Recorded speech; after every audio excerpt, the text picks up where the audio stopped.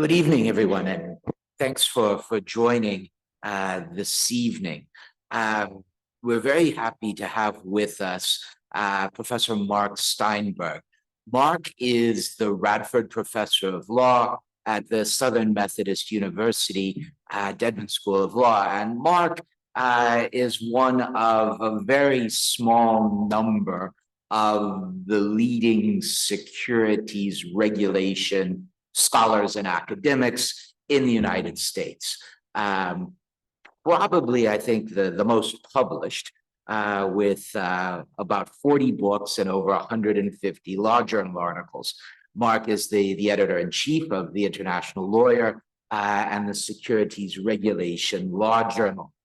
He began his career at the U.S. Securities and Exchange Commission, and over the years has visited, taught, and held various appointments at most of the world's leading universities. I think just in the past several months, he's spoken at Oxford, Cambridge, and King's in the UK, and now joining us here in Hong Kong. Mark is going to be talking about rethinking securities law. And I think this is a subject that, for a range of reasons, is now getting an increasing amount of attention, particularly in the United States. Lots of discussions around the way that the SEC and the securities laws are working makes, I think, Mark's book, Rethinking Securities Law, and really the focus of tonight's talk, very timely indeed. I'd like to thank both the Hong Kong Commercial and Maritime Law Center of City University of Hong Kong, as well as the University of Hong Kong's Asian Institute of International Financial Law for co-hosting the event tonight. And of course, for me, it's always an incredible pleasure and honor to have Mark visit, because many years ago, I was one of his students and research assistants working on some of these issues, and it's always great to have him here to talk us through some of the most significant issues in the area of securities regulation. Mark, and I would say, make sure.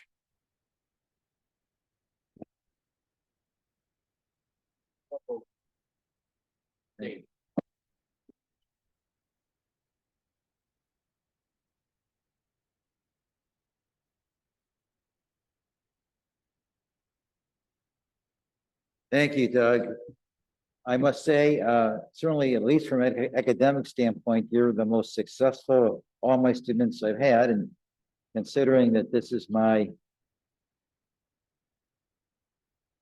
42nd or 43rd year of full-time teaching. Began when I was 6, of course. That's really an accomplishment. You're having a superlative career, really one of the experts in the world in your field. And of course, congratulations. This is the 3rd time I've been invited to this great university, first in 2004, and then right before COVID when the demonstrations were occurring and I wasn't able to set foot on the campus, and now today. So I'm delighted to be here, and thank you so very much. This is truly a great law school. And what a beautiful room this is.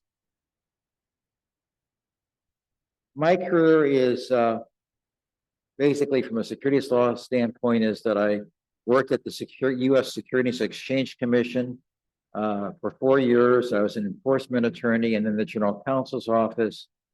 And then I went into full-time teaching. I was up counsel to law firms. I've done some very exciting expert witness practice. I've been involved with some very, very fascinating cases. Martha Stewart retained me as an expert witness in her criminal trial. Mark Cuban retained me in his insider trading case with the SEC.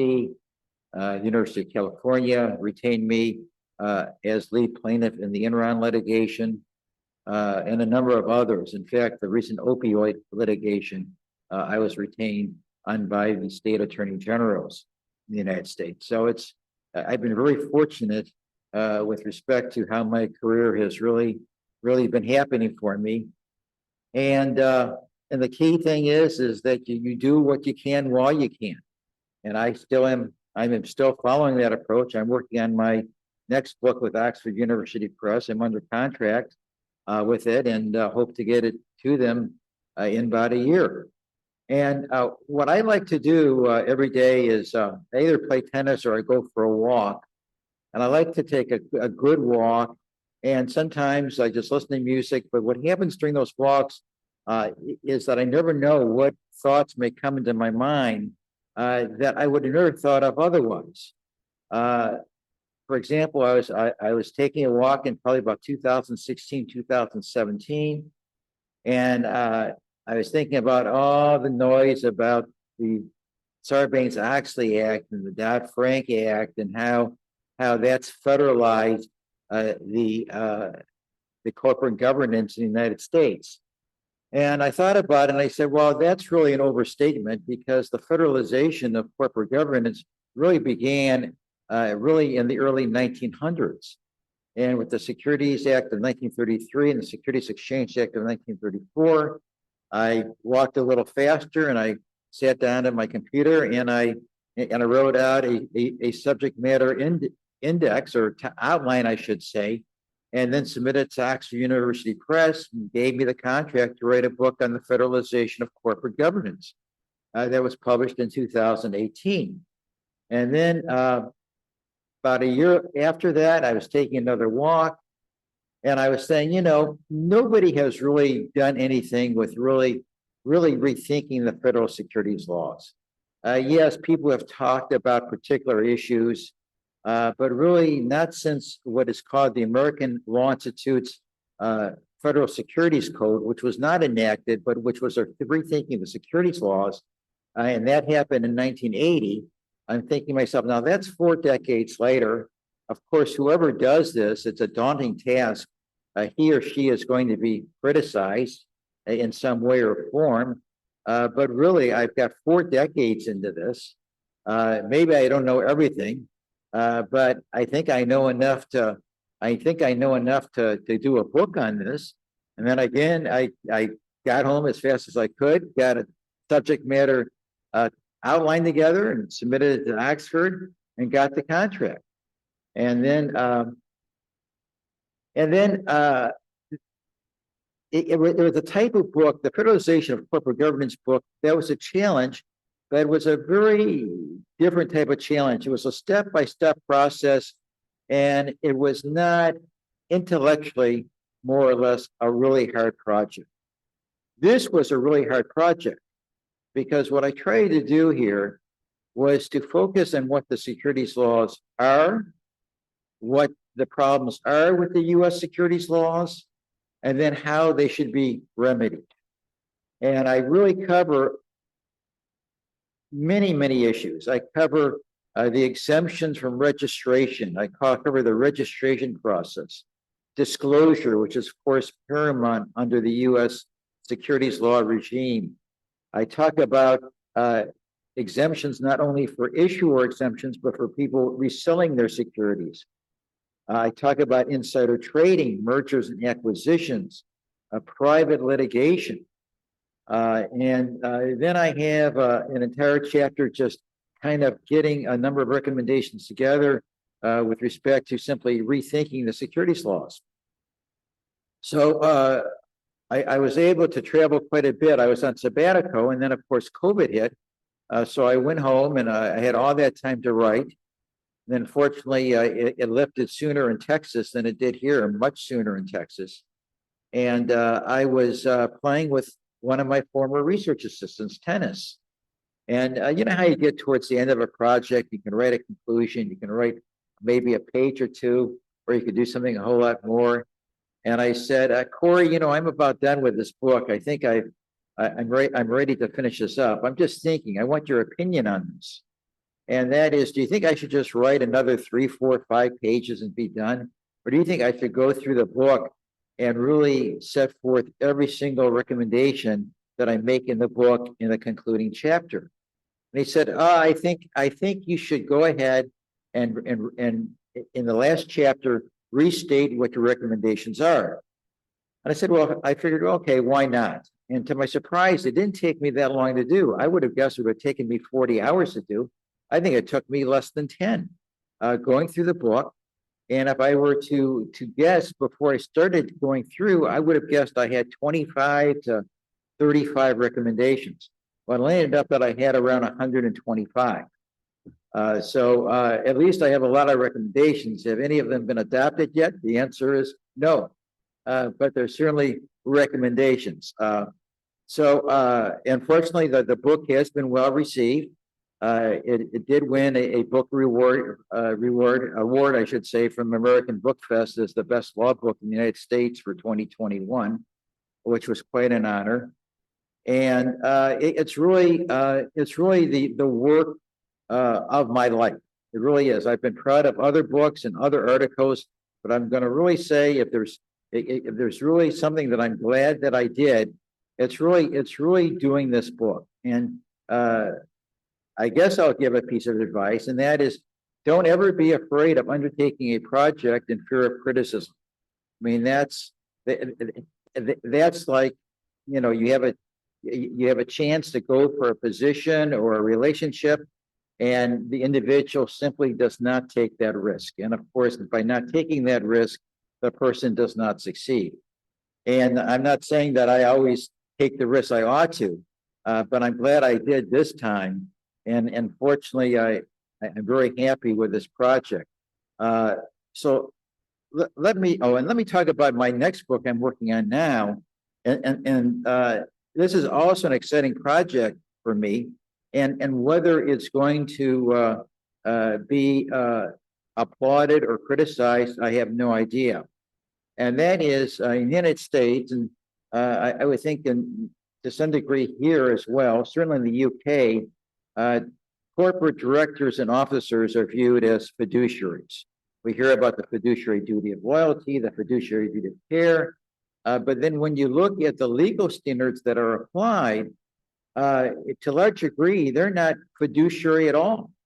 We're talking about the business judgment rule being premised on principles of gross negligence. Gross negligence in the United States is sufficient culpability to impose exemplary damages. We're talking about situations where special litigation committees in the United States can rid the company of derivative litigation challenging a controlling shareholder's breach of the duty of loyalty based upon the special litigation committee's basically independent business judgment. So I'm not necessarily critical of some of these principles. I am of some, but my point here is that these people should not be called fiduciaries. Where else in the law are individuals held to the degree of gross negligence and even negligent conduct, and that's considered to be consistently with how fiduciaries are treated. So that's what this book is about. I've got a new name that I recommend calling officers and directors, which I'm keeping to myself until the book is published. It's under contract with Oxford. I've got drafts of 7 out of the 10 chapters, so I'm pretty much on my way. I hope to finish it. Hopefully by the end of next summer. We'll see. So going back to rethinking securities law. And let me just point out one thing, if I may. Here, I just gave Doug a copy of this. This is my book, Understanding Securities Law. It's U.S. law. This is the 8th edition. It's a remarkable price point. The publisher only charges $55 US for this book. It's around 700 pages long. It's been ranked as high as #1 on Amazon of all business law books. And it's used by students in U.S. law schools and by generally associates in law firms coming in, and they need a quick reference and so on. So that's the 8th edition, was just published last July. So let me go back to Rethinking Securities Laws. Let me talk about a number. I'm not going to talk about 125 recommendations, but let me try to hit upon really some of the highlights, if I may. And that is that the U.S. securities laws are really unique in a number of ways. One is that in many other developed markets, including my understanding here in Hong Kong, is that if information is material, it must be promptly disclosed, unless there's a justifiable business reason for non-disclosure. That is not the law in the United States. The law in the United States is that you look to what is called Regulation SK for narrative disclosure. There are registration statements when companies issue securities. There's the annual report, which is called the Form 10K. There's the quarterly report, the 10Q. And then if events occur between the periodic reports, then an 8K is filed. But with respect to disclosure, you look to specified SEC disclosure items, which means that if an item does not have to be disclosed pursuant to an SEC disclosure regulation, and the company has not otherwise spoken on the matter, the company can remain silent as to that issue. So let me give you an example. This is out of a U.S. Court of Appeals case decided 20 years ago. And that is, a company was having a registered offering. The CEO wanted to grow the company by acquisition.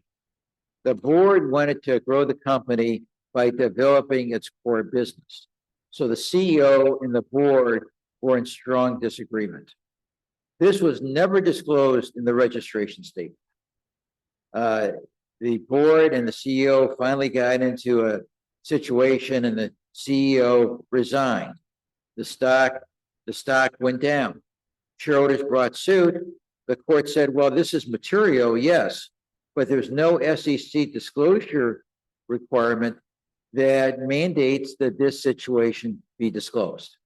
So that's an example. Let me give you another example. Let's suppose that, today is December 1st. Let's suppose your client this morning receives a letter from a customer who's a huge customer for your client that accounts for over 10% of your client's revenues. And the contract requires 30 days notice for termination. And the customer writes today, your client CEO, that come January 1st, the contract will be terminated. Well, under the U.S. securities laws, that does not have to be immediately disclosed. That won't have to be disclosed really until the end of the year. And if the company is on a calendar fiscal year, that means that generally it'll be 75 days after the first of the year. So the company won't have to disclose that until around March 15th, that there was the loss of that contract, because it's not required to be disclosed pursuant to the 8K, the current report, although it is required to be disclosed pursuant to the 10Q, the quarterly report. So these are examples. And of course, one of the big recommendations I make is that the U.S. securities law should require a prompt disclosure within 24 hours after the board is aware of material non-public information, that disclosure must be made to the securities markets unless the company can show a justifiable business reason otherwise. Now, in the U.S., the securities exchanges do require prompt disclosure, not the securities laws, but the exchange rules. The problem with the exchange rules is that they are not enforced with respect to this issue. There's never been an exchange action against a reputable company, such as a Fortune 500 company on this issue. Furthermore, investors do not have a private right of action with respect to this. So that's a huge problem. Also, what's happening is information overload in the US. I don't know what the size of prospectuses are here in Hong Kong, but in the US, they're getting longer and longer and longer and longer. And Chairperson Ginsler, who's the current chair of the commission, is very focused on this ESG disclosure now. Well, the commission was focused on the disclosure with respect to management's compensation. And what do we have there? If you look at, for example, the proxy statement, you have disclosure going to management's compensation going on for 30 or 40 single space pages with lots of graphs and charts and so on. Perhaps some institutional investors will read this, some very active investors, but for the ordinary investor, of course, it's not read at all. And with the ESG disclosure, what we're going to have is another 30 or 40 pages of disclosure, which is going to be proven, I think, relatively useless. And I'm really critical of Chairman Ginsler focused on this from the standpoint, as I'll talk about in a few minutes, that very key fundamental issues have been ignored. And here we have supposedly a investor-oriented commission with Chairperson Ginsler appointed by President Biden. And the fact of the matter is that the commission has not declined some very, very important core issues that the commission needs to address, which I'll talk about. So what is my recommendation here? My recommendation here is that the commission should require that a summary be provided to every disclosure document. That's a quarterly report, an annual report, a proxy statement, a registration statement. For example, not to exceed 10 pages, where it's a free writing document, but that certain key issues must be addressed. And I'm fine with providing a safe harbor so that companies are not concerned about undue liability, such as there's liability only for intentional fraud, for example, with respect to not including something in the summary that ought to be there. But the fact of the matter is that we need to make these documents more investor friendly. The easy solution, I think, if a solution can be easy, is to have a summary document that an investor can go to. We have other things to do rather than reading disclosure documents. And my problem is, even if I had 10 hours to read one of these documents, I would forget what I read at the end of what I read at the beginning. So that would be very problematic for me. And of course, the next morning, I'd remember nothing at all. So having a summary of 10 pages or so, I can look at this, I can understand this, bullet points and so on, and then I can make a better investment decision. At least the document is going to be somewhat useful for me. Now, also what happens under the securities laws, here's a third recommendation, is that a company that is having a registered offering that is in the public markets, that company can incorporate their periodic documents into the registration statement as if that disclosure in the periodic documents were restated in full in the registration statement. So what this does is that it saves time, it saves money, that it makes the documents less cumbersome. The theory is that these companies, when the commission adopted this policy, is that these companies trade in an efficient market, so that therefore these companies are widely followed, and accordingly, the disclosure in the 34 Act reports have been impounded in the market price. That information is known to the investing marketplace. Okay, I have no argument with that. But what has happened is that incorporation by reference has been extended to companies that clearly do not trade in an efficient market. It covers basically these small, very small cap companies having, for example, having a float of outstanding common stock. Float is stock held by non-affiliates of less than $75 million. And these companies are not trading in an efficient market, yet they can incorporate by reference. So another recommendation I have is I have got no problem with incorporation by reference, but in order to permit it, the company's securities must be traded in an efficient marketplace. Another recommendation I have, and this one's not original by me, And that is in the mid-1990s, the commission set up an advisory. That advisory committee, among those individuals in the committee was Harvey Pitt, who subsequently became chairman of the SEC during the President George H. Bush administration. And that advisory committee recommended that publicly held corporations set up a disclosure committee comprised of independent directors. And that this disclosure committee would oversee the company's disclosure process. Well, this has not happened at all. Companies do have disclosure committees, but the membership is comprised entirely of insiders. In other words, the CFO, the controller, and then staff persons within the corporation. Outside directors, not at all. Well, for those of you who counsel corporations, and I imagine it's true throughout the world, is that the insiders control the flow of information, and that the insiders are not very enthusiastic about sharing bad news with the outside directors. And the result is, if you look at a number of the major frauds that have occurred, the outside directors were clueless. They were unaware of what was going on. You look at defective disclosure in disclosure documents, the outside directors were unaware of the bad news all too frequently. So my recommendation is to recommend the adoption, as the 1990s committee did, of a disclosure committee, but I take it one step further.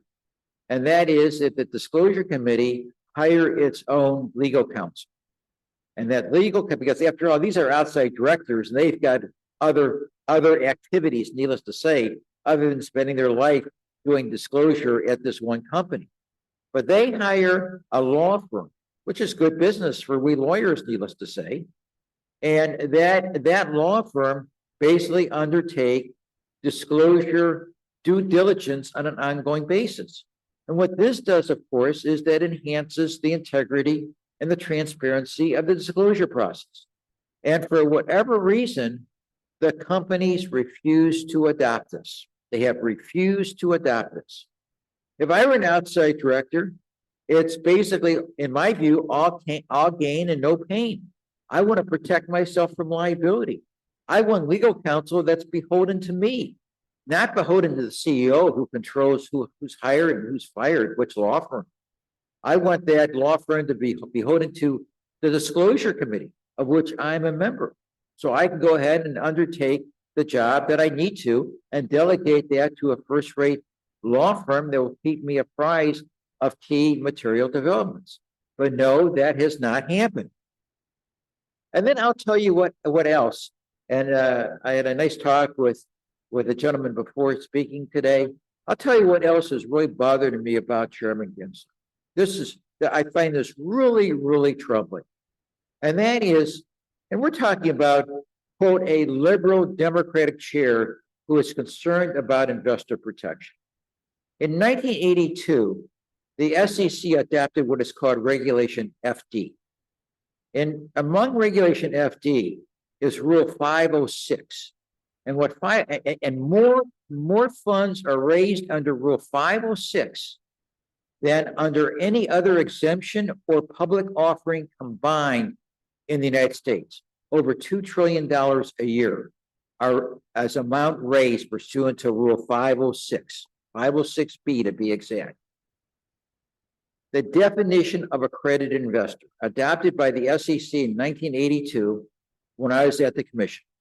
That definition is, if someone has $1 million net worth, then one is an accredited investor. In the Dodd-Frank Act in 2010, the U.S. Congress said that one's primary residence cannot be considered within that $1 million level. Not the SEC, Congress did that. The commission has raised the offering amounts for all sorts of exemptions and offerings.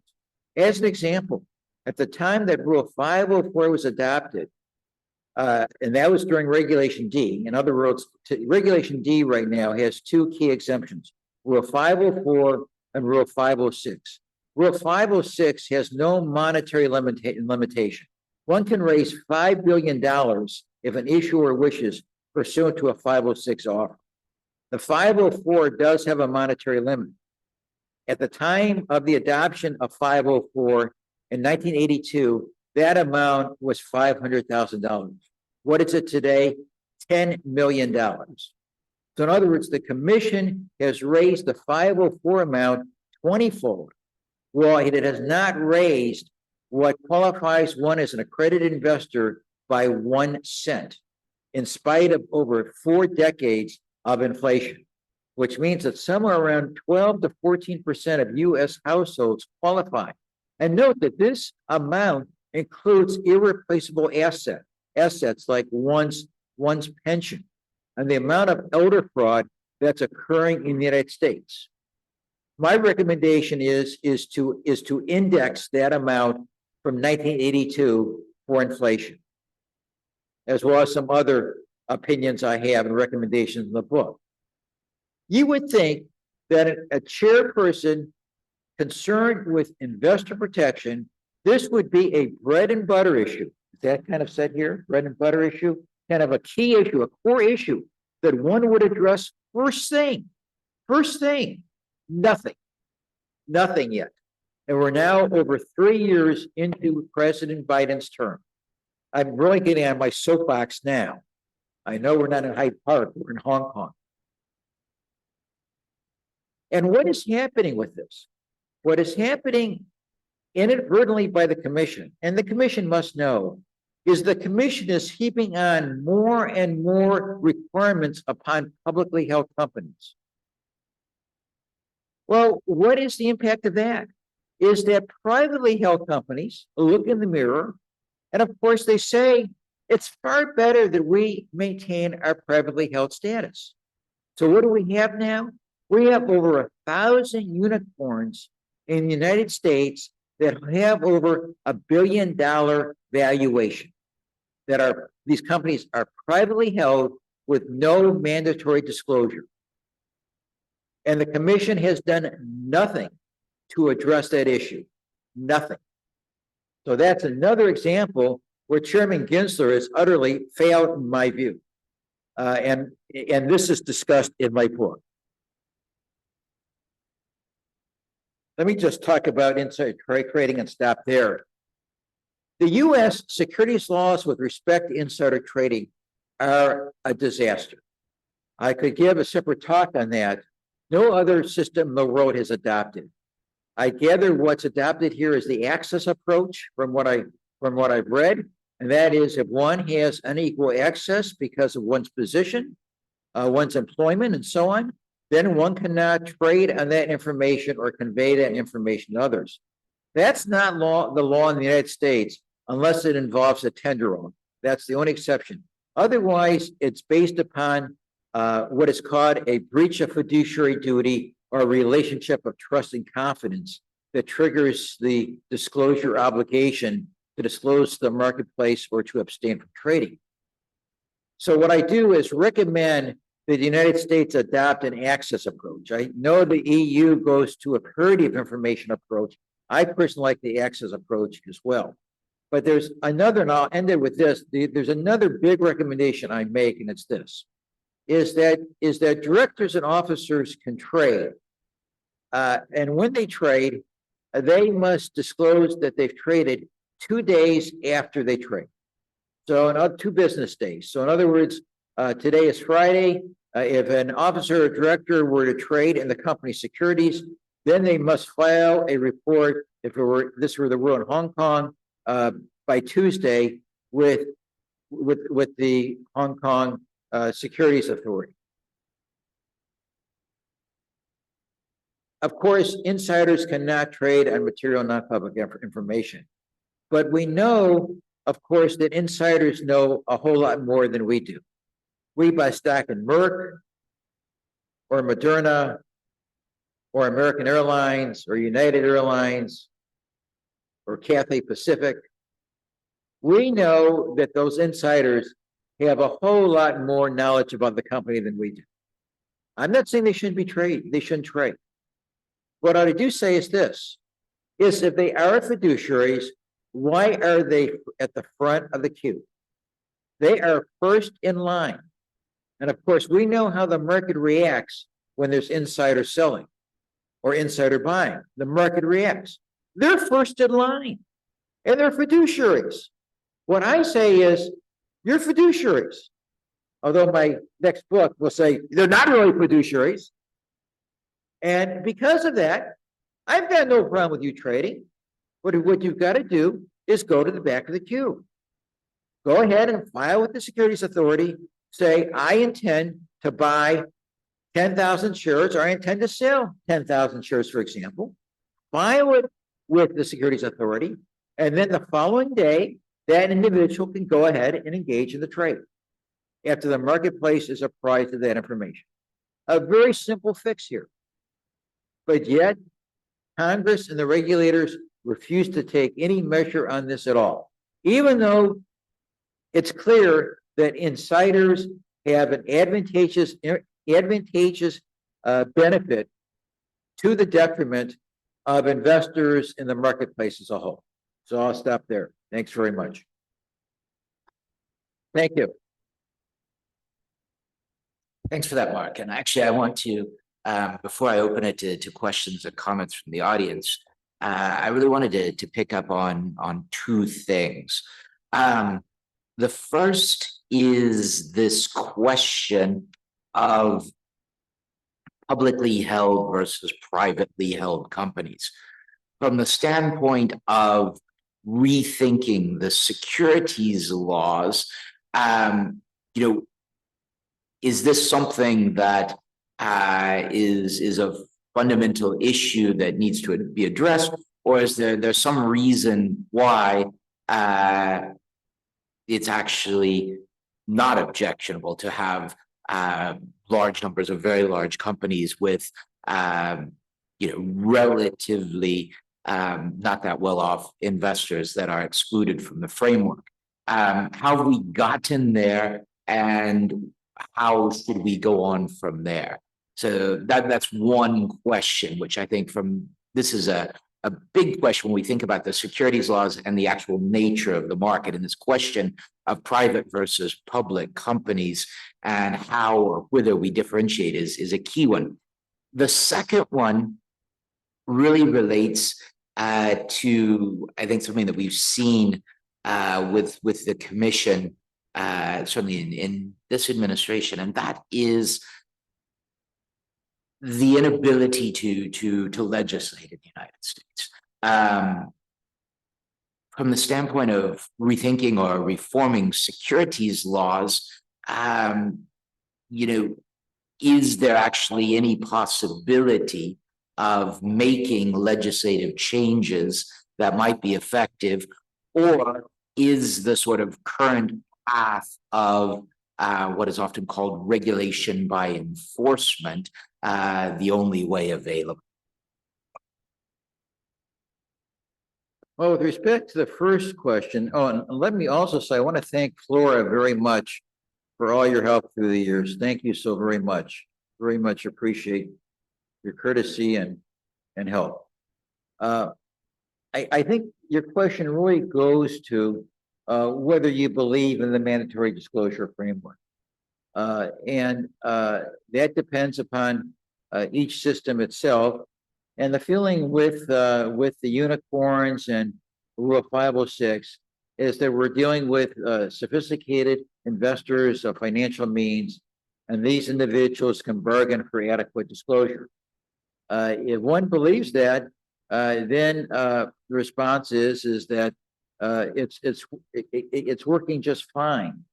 And if these companies are satisfied with basically keeping their investor base fairly small and going to many of the same players and raising capital, then so long as there's not a showing that the economy is suffering from this, or there are financial frauds, and then leave well enough alone.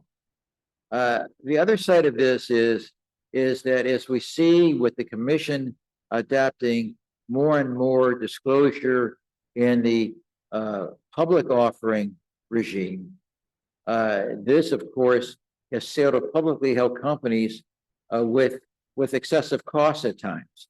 But these companies are basically in the public domain. There's nothing much that American Express or Exxon can do. I mean, they're basically in the public markets. But there's plenty that these other companies can do when they think about whether they're going to enter the public fray, knowing the costs are involved and the oversight.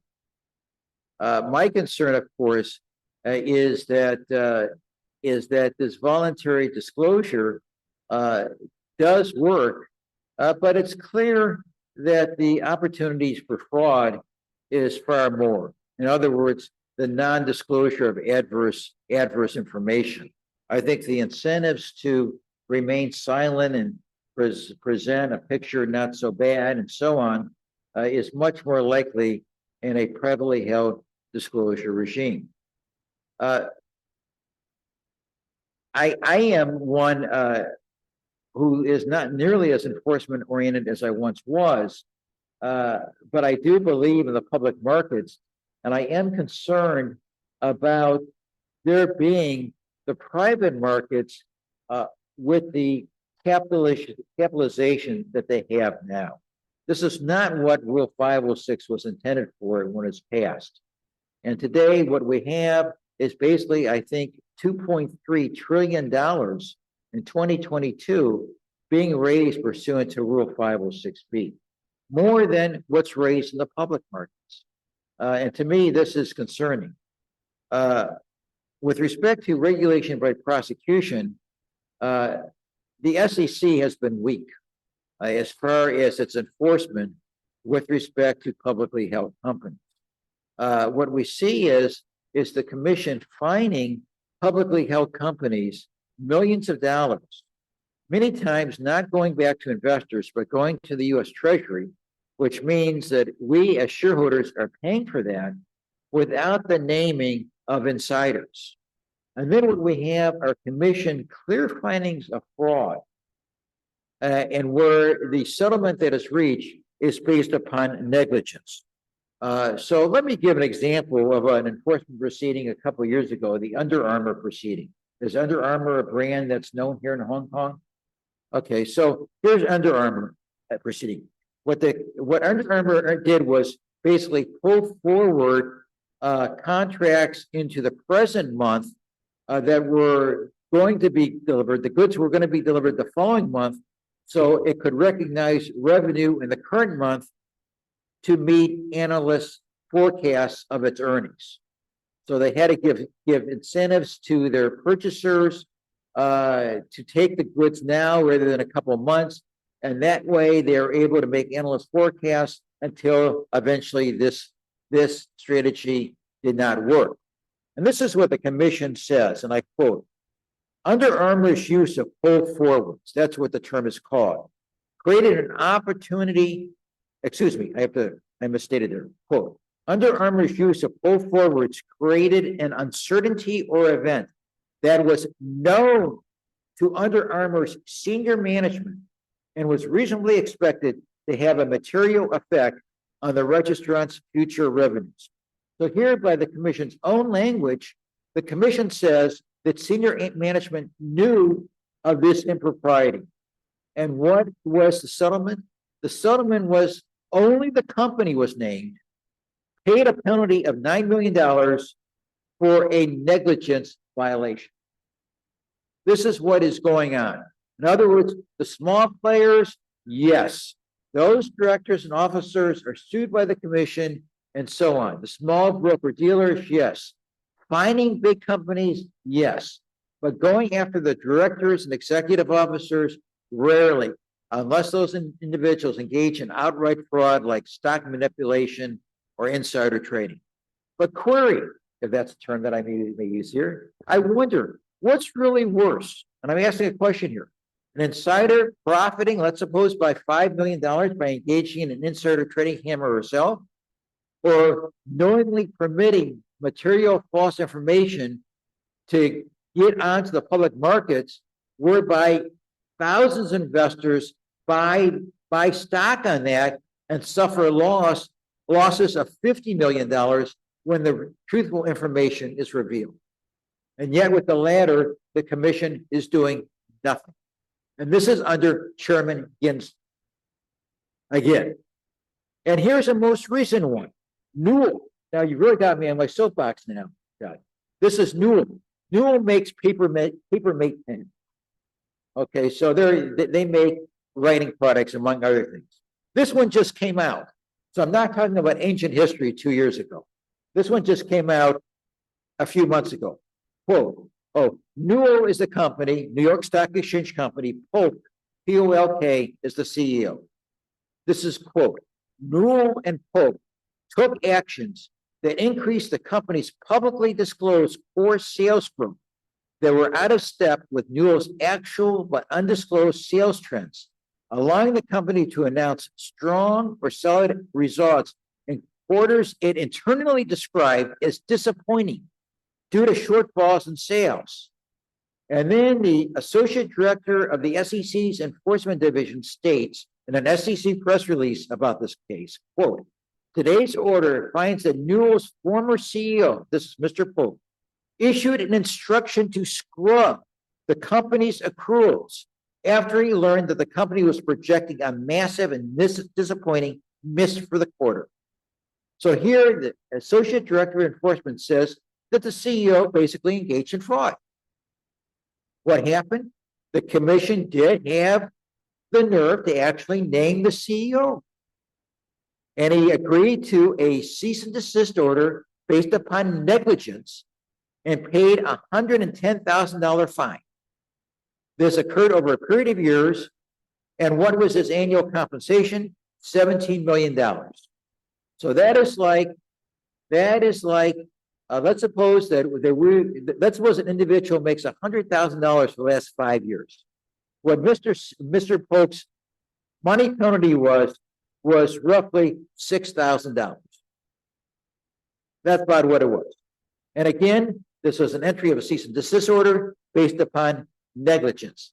Well, the commission found there was fraud. So there we go again. So that's another example. And let me just end with this, talking about enforcement by prosecution. This really gets me going. I wrote an article about this. It's in my book, and I've had zero effect. And that is, there is a provision under the securities laws called the control provision. There's a similar provision, although it's not called the control provision, under the Hong Kong Securities Act, where an officer or director basically must conduct him or herself reasonably with respect to the company's law compliance. Did I basically say that right? Okay, I'm not an expert in Hong Kong securities law, but that's what I read. Okay, it's called the control person in the United States. And that is if a person controls another and that other person commits a violation, the controller is equally as liable unless the controller acts in good faith. So let's suppose a company has a materially misleading disclosure. Who is a control person is, of course, the CEO, the chair of the board of directors. Those are control persons, just to name two obvious persons. In private litigation in the United States, there's very active private litigation, class action in the United States. The control person provision is used with regularity. You have a rare class action where the control person provision is not alleged. And why is it used? Because it's such a favorable provision for plaintiffs. Once one is able to show a primary violation, the control person is equally as liable, and then the defense swings the control person to show that he or she exercised good faith. If that person is unable to show that defense, that person is liable. So it's used all the time. The commission refuses to use this provision. It used it once after I wrote an article. Whether that had anything to do with me writing the article, I don't know. It used it once about 4 or 5 years ago. So during the financial crisis, today under Chairman Gensler, for example, in the two cases I just talked about, the Under Armour case and the Newell case, the SEC, what the private bar does is the company committed a violation. It was the company's 10K, the company's 10Q. You, Mr. or Ms. CEO, you're a control person. You're equally as liable, and come and establish your affirmative defense if you can do it. The commission refuses to use that provision. And this is a law enforcement agency. I find it utterly unacceptable. I find it embarrassing for the integrity of the U.S. capital markets that the SEC is so feckless that it is afraid of suing CEOs of large Fortune 500 companies based upon the control person provision. And that's a situation we have with regulation by prosecution. I do have an opinion on this. I've got a couple of follow-ups, but I think I'll open it to the floor for a couple of questions. I see one there, and I'll take another one as well. That was it. I think I remember the second question. Yep. I think I answered it. So, yeah. Well, hopefully to your satisfaction. Thank you very much. It's very interesting to hear you. Can I, in a way, follow up something that Douglas's questions prompt? And I partly to go back to your very first point about the federalization of US securities law. Some years ago, another distinguished US academic, Hal Jackson, was here shortly after, excuse me, I have a frog, sorry. Shortly after he and Mark Rowe's work on regulatory intensity was published. And they used, if I remember rightly, two measures to say different centers of financial activity, not just stock exchanges, but the nature of regulation that might either attract or repel domestic or cross-border listings or transaction formation. I think they used one measure, which was the budget given to regulatory agencies, and the second was the number of staff. And the US regime, including the SEC, obviously, was way at the top.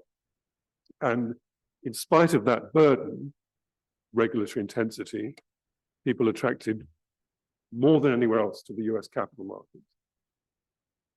I was struck by something, and here's my question. I was struck by something in a speech of Chair Gensler's at the beginning of November, when he made some remarks, I think to a FINRA conference, where talking about the completion of some task which the SEC was given under Dodd-Frank. So you look at the date of the speech, which is November 2023, you look at Dodd-Frank from 2010, this is an enormous period of implementation. So my question is whether what you're describing and the omissions in the use of rules or legislation which are available to the SEC, is it because they simply don't have the resources to deal as we might wish with issues of disclosure? Or is there something that's more fundamental, to go back to the federalization point? There's something that's more fundamental. They've reached a point where they can do no more, which perhaps might explain, in part at least, the growth of the private credit sector. Sorry, it's a long question. Forgive me. Doug, I did not mention one aspect of your second question, and that is,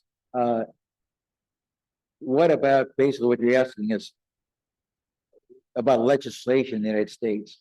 Very hard to get legislation through, that's obvious. I think that nothing will be passed unless something along my recommendations, unless there's a financial crisis. I think unless, after all, look at Sarbanes-Oxley.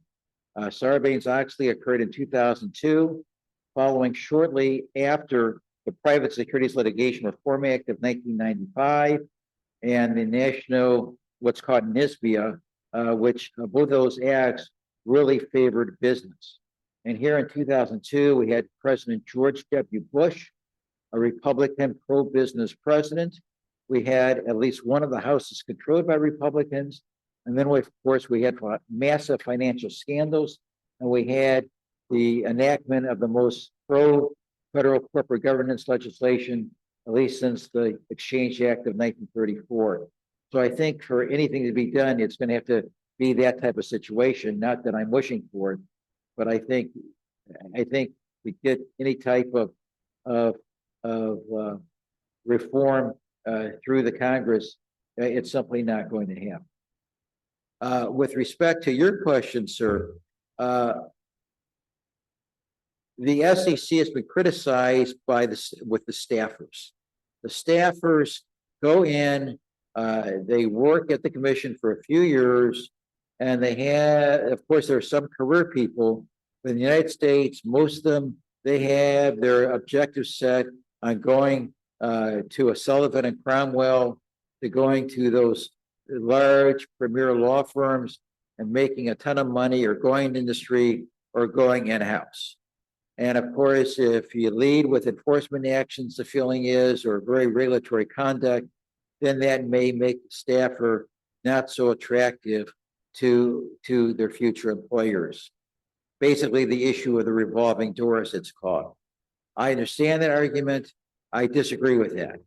Because after all, if you're going to get the best caliber of people, you've got to provide them with the incentive to basically work towards their future careers in a way they feel in their best interest.